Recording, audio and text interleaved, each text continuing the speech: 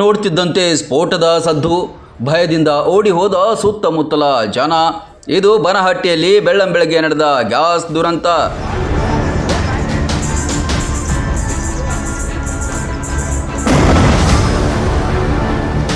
Banahatti police ಕ್ವಾರ್ಟರ್ಸ್ನಲ್ಲಿ ಆರಂಭದಲ್ಲಿ ಬೆಂಕಿ ಹೊತ್ತಿಕೊಂಡು ಉರಿತಾ ಇತ್ತು.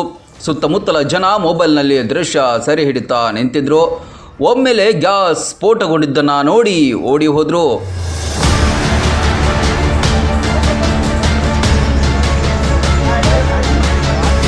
ಬೆಳಿಗ್ಗೆ 7:15ರ ಸಮಯದಲ್ಲಿ ಈ ಘಟನೆ ಸಂಭವಿಸಿದೆ. ಅದೃಷ್ಟವಶಾತ್ ಯಾರಿಗೂ ಪ್ರಾಣಹಾನಿಯಾಗಿಲ್ಲ. ಬಿಲ್ಡಿಂಗ್ಗೆ ಹಾನಿಯಾಗಿದೆ. ಸ್ಫೋಟದ ರಭಸಕ್ಕೆ ಮೇಲಿನ ಸ್ಲ್ಯಾಬ್ ಕಿತ್ತು ಹೋಗಿದೆ.